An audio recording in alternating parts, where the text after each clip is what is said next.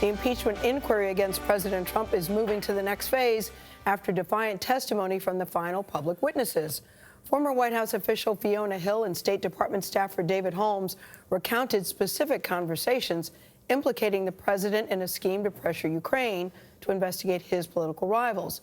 And Hill issued a stark warning about pushing what she says, is a fictional narrative that only benefits Russia. House Speaker Nancy Pelosi says the evidence is clear that the president violated his oath of office. But the president says he did nothing wrong, and the White House is now saying that he would welcome a Senate trial if he's impeached in the House. Nancy Cordes is on Capitol Hill for us, where lawmakers have questioned 17 witnesses and looked at more than 3,000 pages of sworn depositions. So, Nancy, good morning. What comes next?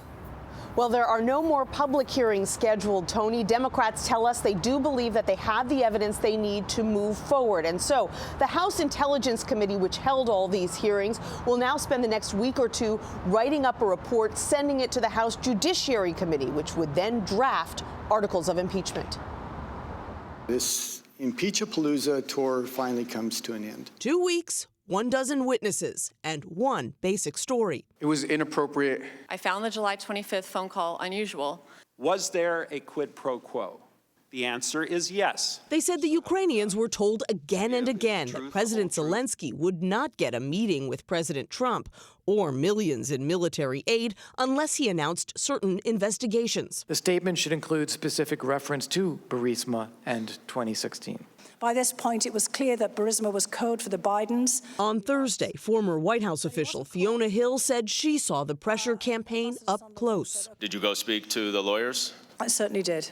She said a Ukrainian delegation visiting the White House was informed of the ultimatum by U.S. Ambassador to the EU, Gordon Sondland.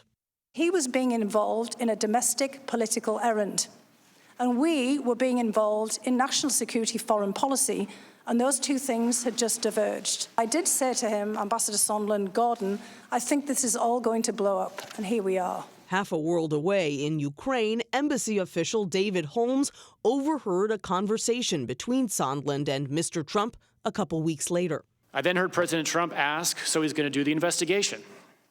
Ambassador Sondland replied that he's going to do it, adding that President Zelensky will do anything you ask him to do. Hill is a Russia expert and warned that the Ukraine controversy is playing right into Putin's hands. Some of you on this committee appear to believe that Russia and its security services did not conduct a campaign against our country, and that perhaps, somehow, for some reason, Ukraine did.